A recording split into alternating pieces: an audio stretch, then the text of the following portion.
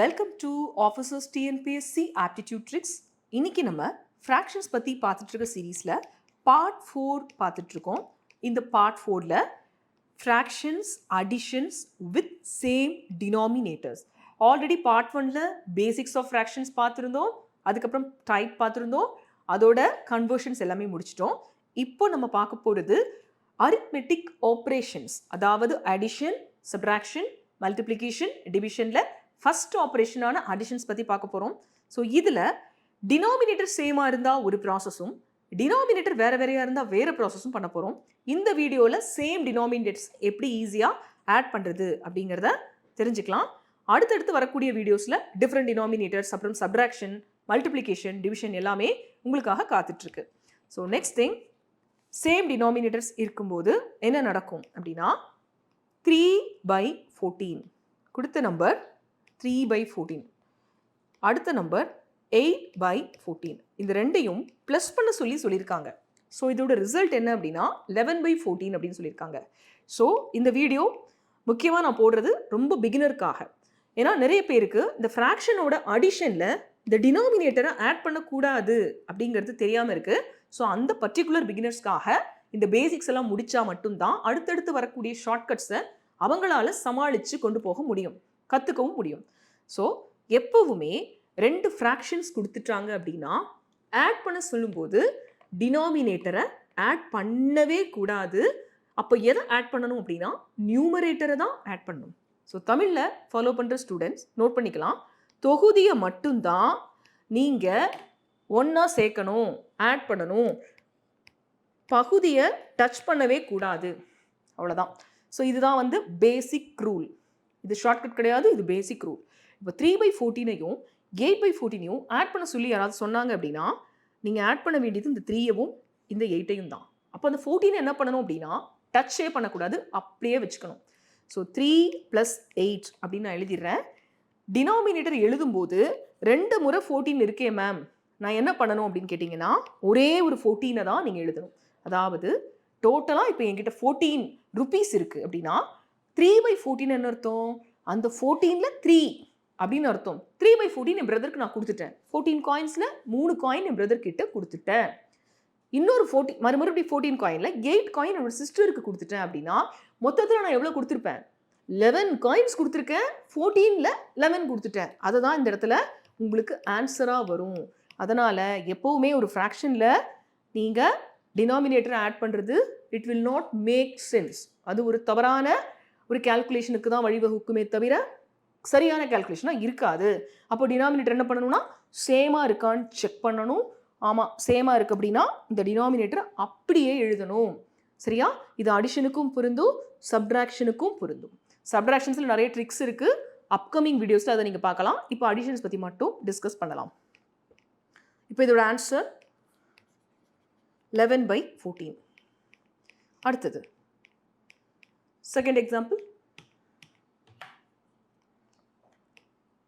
6/7ஐயும்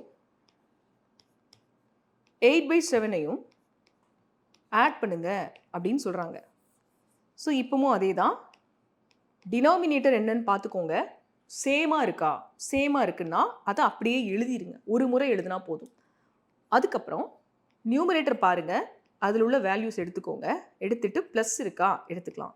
6 + 8, 6 + 8/7 அப்படின்னு வரும். இது ரெண்டையும் ஆட் பண்ணால் 14, மேலே 14 கீழே 7. Yes, okay. ஸோ 14ஐயும் 7 கேன்சல் பண்ண முடியுமா? முடியும். ஏன்னா நியூமரேட்டரையும் டினாமினேட்டரையும் கேன்சல் பண்ணுறது தான் வழக்கம் மேத்தமெட்டிக்ஸ் ரூல் படி. ஸோ கேன்சல் பண்ணிங்கன்னா 1 × 7, 2 × 7 is 14. So answer 2. So ma'am fractions, addition, சப்ராக்ஷனில் ரிசல்ட் வந்து நேச்சுரல் நம்பராக வரலாமானா கண்டிப்பாக வரலாம். ஏன்னா நேச்சுரல் நம்பரும் ஒரு வகையில் ஒரு ஃப்ராக்ஷன் தானே. 2வை எப்போவுமே எப்படி எழுத முடியும்? 2/1 அப்படின்னு எழுத முடியும் தானே. ஸோ அப்படி பார்க்கும்போது டெஃபினட்டாக நமக்கு இந்த மாதிரி ஆன்சர்ஸ் வரலாம். அதுக்கு நம்ம கேன்சல் பண்ணி பார்க்கணும். ஸோ எப்போவுமே ஒரு ஃபைனல் விஷயம், ரிசல்ட் உங்களுக்கு இப்படி வருது அப்படின்னா செக் பண்ணி பாருங்கள் கேன்சல் பண்ண முடியுமா அப்படின்னு. கேன்சல் பண்ண முடியலைன்னா அப்படியே எடுத்துக்கணும் P/Q ஃபார்மில்.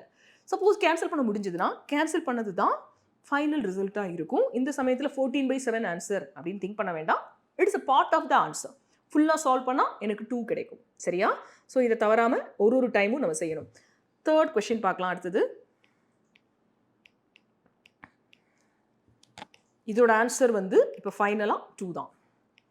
Question number 3.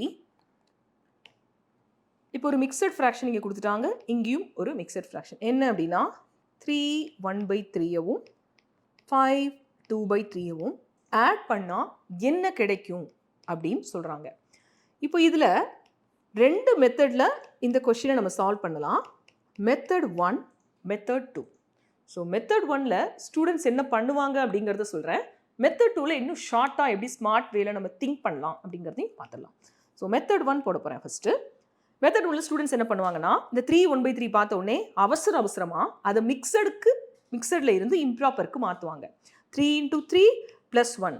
3 3s are 9. 9 + 1 10. இங்கே பழைய டினாமினேட்டர் 3 இருக்குது. ஸோ 10/3. சரி, நடுவில் ப்ளஸ் இருக்குது, அதை அப்படியே ப்ளஸ் பண்ணிப்பாங்க. மறுபடியும் இந்த செகண்ட் பார்ட்டையும் அவங்க என்னவா மாற்றுவாங்க? இம்ப்ராப்பர் ஃப்ராக்ஷனாக மாற்ற ட்ரை பண்ணுவாங்க. 5 × 3 15. 15 + 2 17/3. இதுவும் ஒன் ஆஃப் த மெத்தட் தான். இந்த மெத்தட் தப்பு அப்படின்லாம் நான் சொல்லலை. இட் இஸ் டைம் கன்சியூமிங் அப்படின்னு தான் நான் சொல்கிறேன். ஸோ ஈஸியாக ஒரு விஷயத்தை பண்ணுறதுக்கு ஒரு வழி இருந்தால் நம்ம எதுக்கு தேவையில்லாமல் ட்ரெடிஷ்னல் மெத்தடில் போகணும்? வேறு வழி இல்லைன்னா traditional method is the final solution அப்படிங்கிற மாதிரி நம்ம அப்ரோச் பண்ணணும். ஸோ இப்போது இந்த 10 + 17 எடுத்துப்பாங்க.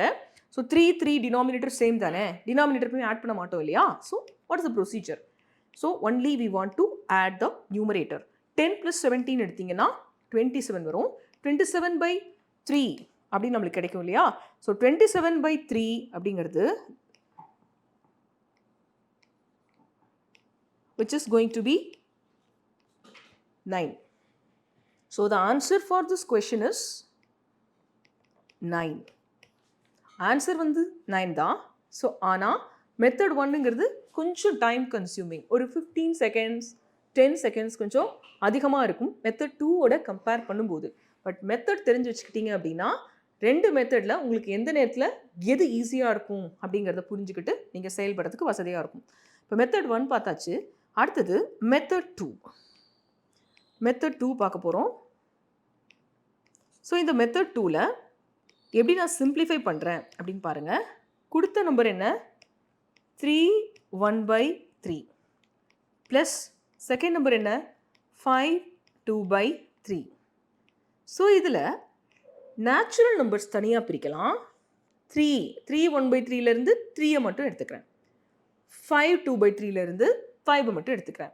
இப்போது இந்த 3வும் 5வும் மட்டும் ப்ளஸ் பண்ணுறேன். ஏன்னா ப்ளஸ் சிம்பிள் இருக்குது நடுவில்.